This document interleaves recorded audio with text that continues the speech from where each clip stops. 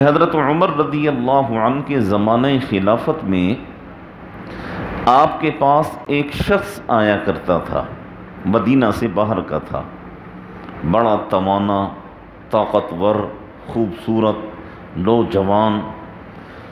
اور وہ حضرت عمر رضی اللہ عنہ کی مجلس میں آیا کرتا تھا اور آ کر فائدہ حاصل کیا کرتا تھا، اور پھر کچھ وقت کے بعد وہ چلا جایا کرتا تھا، اور پھر 2 مہینے کے بعد 3 مہینے کے بعد جب اسے فرصت ملتی تھی وہ آتا تھا اور حضرت عمر رضی اللہ عنہ کی مجلس میں بیٹھا کرتا تھا۔ ایک دفعہ ایسا ہوا کہ ایک لمبا عرصہ گزر گیا لیکن وہ شخص نہ آیا، تو حضرت عمر رضی اللہ عنہ کو فکر لاحق ہوئی، اور حضرت عمر رضی اللہ عنہ نے اپنے دوستوں سے پوچھا، اپنے ساتھیوں سے پوچھا کہ یار وہ جو شخص آیا کرتا تھا وہ کافی عرصہ ہو گیا، وہ نہیں آ رہا، کیا وجہ ہے؟ تو حضرت عمر رضی اللہ عنہ کے دوستوں نے بتایا کہ امیر المؤمنین وہ تو بہت آگے نکل چکے ہے، وہ تو بہت آگے نکل چکے ہے۔ تو حضرت عمر رضی اللہ عنہ نے پوچھا ہوا کیا ہے؟ تو لوگوں نے بتایا کہ امیر المؤمنین وہ تو شراب وراب کے چکر میں پڑ چکے ہے، اور بس وہ ہر وقت شراب کے نشے میں دھت رہتے ہیں اور اسے کسی چیز کا ہوش نہیں ہے۔ تو حضرت عمر رضی اللہ عنہ بڑے فکر مند ہوئے کہ ایک ایسا شخص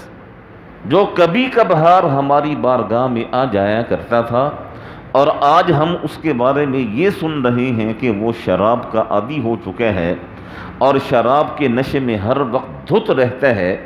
تو حضرت عمر رضی اللہ عنہ نے اس کی اصلاح کی فکر کی۔ یہ دیکھیے اصلاح کی کیسے ہے۔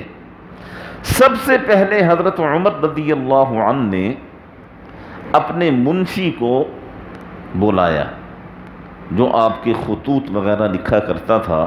اسے حضرت عمر رضی اللہ عنہ نے بلایا اور اس سے فرمایا کہ ایک خط لکھو، اور خط کی تحریر وہ جو میں تمہیں لکھواؤں گا۔ تو منشی نے کہا جی لکھوائیے۔ حضرت عمر رضی اللہ عنہ نے فرمایا لکھو من عمر بن الخطاب الی فلان ابن فلان، کہ یہ خط ہے عمر بن خطاب کی طرف سے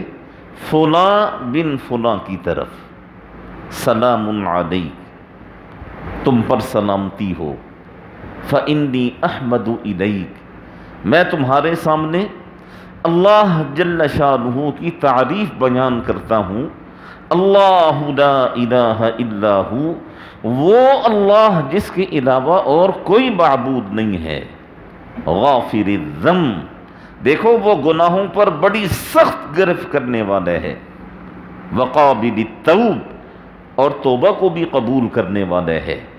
شدید العقاب ذی الطول، اس کی پکڑ بڑی سخت ہے،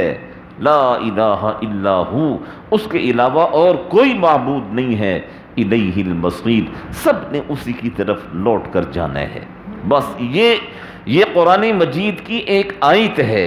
کوئی لمبا چوڑا خط نہیں ہے۔ بس حضرت عمر رضی اللہ عنہ نے اپنا نام لکھوایا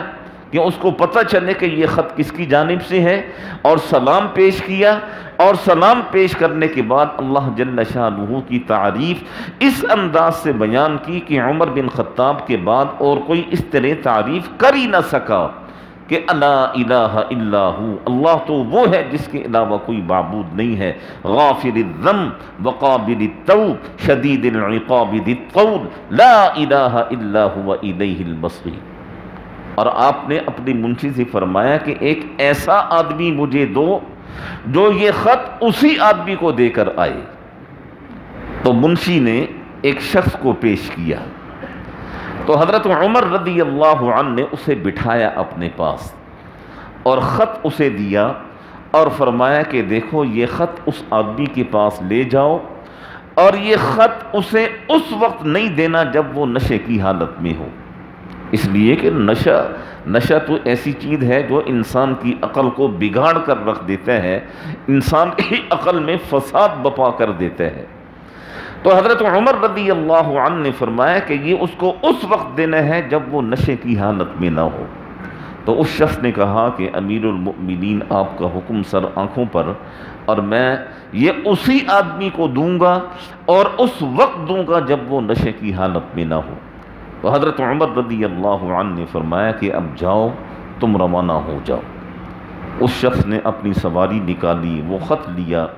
اور اپنی سواری پر بیٹھ کر وہ روانہ ہو گیا۔ تو حاضرین مجلس جب وہ عملہ ختم ہوا اٹھنے لگے،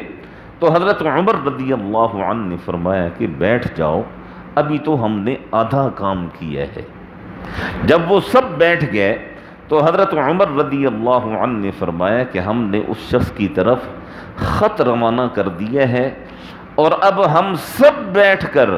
مل کر اس آدمی کے لیے اللہ جل شانہ کی بارگاہ میں دعا کریں گے کہ باری تعالی ہمارا جو کام تھا ہم نے وہ کر دیا ہے، اب اس شخص کے دل کو پھیرنا، اس شخص کے دل سے شراب کی محبت کو نکالنا اور اس کے دل میں شراب کی نفرت کو ڈالنا، باری تعالی یہ آپ کا کام ہے۔ اور ان سب نے مل کر بیٹھ کر دعا کی، اور حضرت عمر رضی اللہ عنہ جیسے عظیم انسان نے دعا کروائی۔ وہ دعا کروانے والا کوئی ہم جیسا تو نہیں تھا، وہ تو عمر بن خطاب رضی اللہ عنہ جیسا جلیل القدر انسان تھا۔ اور یہ کیسے ہو سکتا ہے کہ عمر رضی اللہ عنہ دعا کروائیں اور آمین آمین کہنے والے بھی وہ لوگ ہوں جنہوں نے دن میں پتہ نہیں کتنی دفعہ اللہ کے رسول کا دیدار کیا ہوگا، تو پھر کس طرح دعا قبول نہ ہوگی۔ حضرت عمر رضی اللہ عنہ نے دعا کروائی، اور ادھر سے آپ کا وہ قاصد جو خط لے کر گیا تھا وہ اس شخص کے پاس پہنچ گیا، اور جب وہ پہنچا تو وہ صورتحال ایسی تھی کہ وہ نشے کی حالت میں نہیں تھا۔ تو اس منشی نے، اس قاصد نے وہ خط اس شرابی کو دیا، اور اس شراب تھا تو وہ ہوش میں، نشے میں تو نہیں تھا۔ جب اسے خط دیا گیا تو اس نے خط کھولا تو پہلا جو جملہ تھا من عمر بن الخطاب، کہ یہ خط عمر بن خطاب رضی اللہ عنہ کی طرف سے ہے، تو اس شخص کی آنکھیں کھل گئیں اور اس نے جلدی جلدی اس خط کو پڑھنا شروع کر دیا۔ ہمارے پاس کسی گورنر کا خط آ جائے، وزیر اعظم کا خط آ جائے، کسی وزیر کا خط آ جائے تو ہم پھولے نہیں سماتے، دیکھیں جی گورنر نے ہمیں خط لکھا ہے، دیکھیں جی فلاں نے ہمیں خط لکھا ہے، فلاں نے ہمیں خط لکھا ہے۔ یہ تو امیر المؤمنین کا خط ایک شرابی کے پاس گیا ہوا تھا،